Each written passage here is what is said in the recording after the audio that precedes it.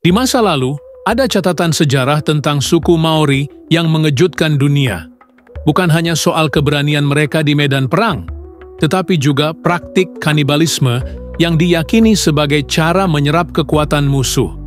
Bagi kita mungkin terdengar mengerikan, namun bagi mereka ini adalah bagian dari tradisi yang syarat makna. Apa alasan sebenarnya di balik ritual kelam ini dan bagaimana sejarah mencatatnya hingga kini? Mari kita bongkar kisahnya.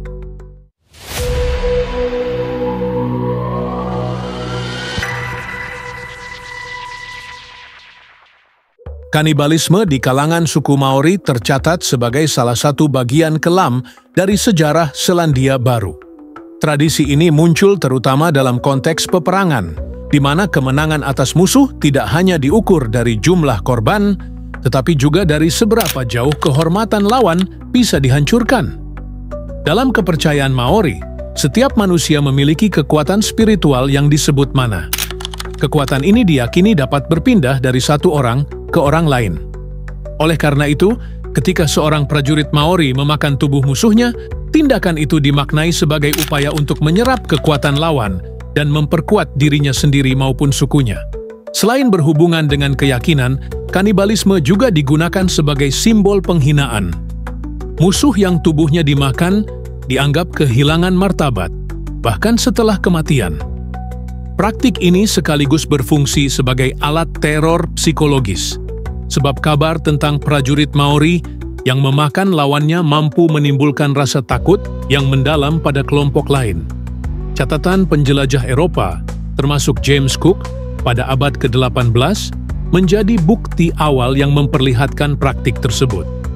Laporan ini kemudian disimpan dan diperkuat dalam arsip sejarah Selandia Baru, atau Archives New Zealand, yang menegaskan bahwa kanibalisme memang pernah menjadi bagian dari strategi perang Maori.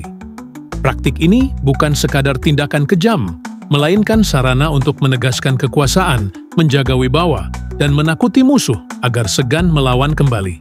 Dalam peperangan antar suku Maori, kekerasan bukan hanya terjadi di medan pertempuran. Kengerian sering berlanjut setelah perang usai, ketika tawanan yang berhasil ditangkap harus menghadapi nasib yang tidak kalah mengerikan. Beberapa catatan sejarah menunjukkan bahwa tawanan perang tidak selalu dibunuh seketika, melainkan dibawa pulang untuk kemudian dijadikan bagian dari ritual kemenangan. Berdasarkan laporan penjelajah Eropa yang mendokumentasikan kebiasaan ini, diceritakan bahwa tubuh tawanan kadang diperlakukan sebagai simbol kemenangan. Ada saat di mana kepala musuh dipenggal dan diawetkan sebagai trofi, sementara sebagian lain tubuhnya dimakan dalam upacara tertentu. Praktik ini diyakini tidak dilakukan untuk memenuhi kebutuhan makanan, melainkan sebagai tanda bahwa musuh telah benar-benar ditaklukkan, baik secara fisik maupun spiritual. Salah satu catatan yang tersimpan dalam Archives New Zealand menggambarkan bahwa tindakan ini digunakan untuk menebar rasa takut. Lawan yang mendengar kabar semacam itu akan merasa gentar, karena bukan hanya kematian yang menunggu mereka, tetapi juga kehilangan kehormatan. Dari sudut pandang Maori kala itu, hal ini dipandang sebagai strategi untuk menjaga dominasi dan memperkuat posisi suku. Namun dari kacamata modern, praktik ini tercatat sebagai bagian paling keras dari sejarah peperangan, yang menunjukkan betapa sulit dan kerasnya kehidupan pada masa lalu. Menurut catatan sejarah yang dikaji di video The Boyd Massacre, ketika kapal HMS Boyd melewati perairan Selandia Baru pada tahun 1809, rioan Maori melakukan serangan balas terhadap kru kapal tersebut. Setelah konflik, laporan dari pihak kru menyebutkan bahwa beberapa awak kapal ditangkap dan dilaporkan dimakan oleh para pemenang. Praktik ini tidak hanya melibatkan tindakan fisik, tetapi juga menyiratkan pesan kekuasaan yang sangat kuat. Dalam budaya Maori saat itu, makan musuh bukan sekadar ritual atau balas dendam. Itu adalah pernyataan penuh bahwa musuh sudah benar-benar kalah secara fisik dan secara moral. Dengan mengonsumsi tubuh musuh, pemenang ingin menghapus rasa takut atau harapan pada lawan-lawan mereka, menunjukkan bahwa siapapun yang melawan bisa menderita nasib yang sama. Pemahaman ini menghantui musuh bahkan sebelum bertempur, karena cerita seperti Boyd Massacre menjadi legenda yang menyebar. Teror psikologis ini kemudian berfungsi sebagai alat strategi perang. Kabar tentang kanibalisme diyakini bisa melemahkan semangat lawan, membuat mereka gentar, takut, dan mungkin menyerah lebih awal. Tidak sedikit yang kemudian memilih takluk atau tawar-menawar karena khawatir dengan nasib serupa. Namun dari perspektif netral dan modern, kejadian ini juga dikaji sebagai bagian dari konflik budaya yang kompleks di pertemuan antara suku Maori dan penjajah Eropa, di mana kekuasaan, penghinaan, dan pertahanan diri bercampur dalam tindakan yang oleh orang zaman sekarang dipandang sebagai brutal.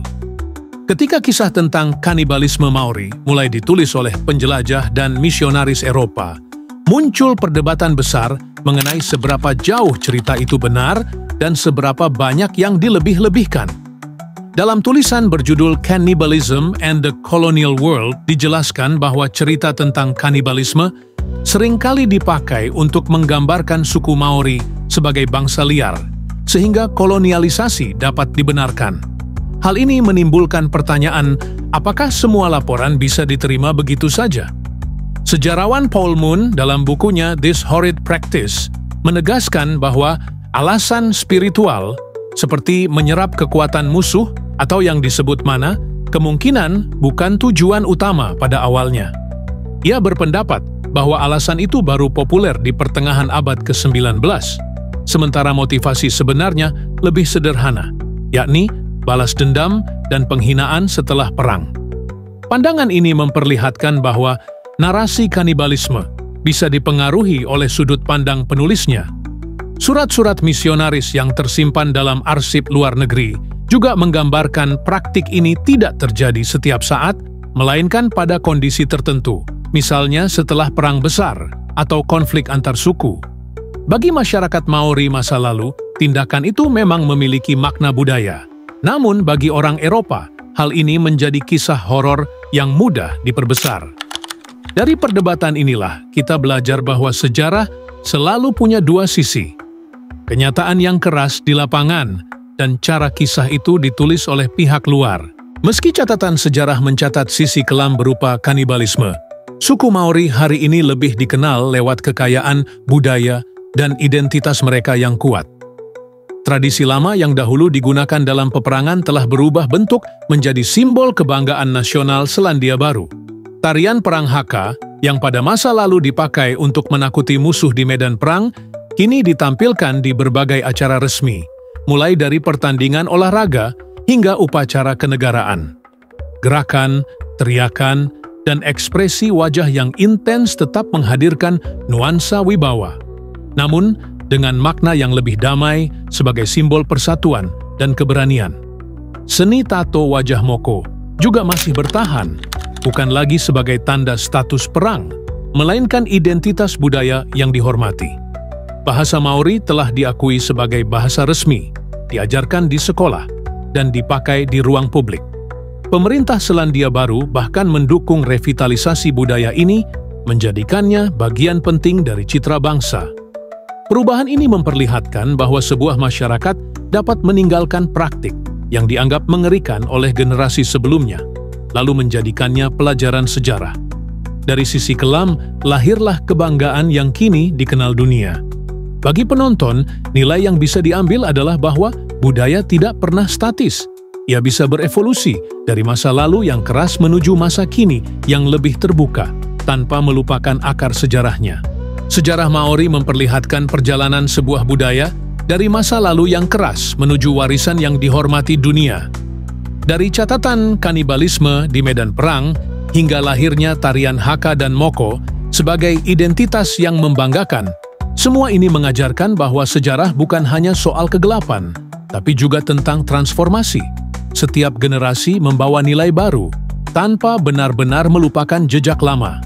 Bagaimana menurut Anda? Apakah sisi kelam sejarah harus tetap dikenang atau sebaiknya dibiarkan terlupakan?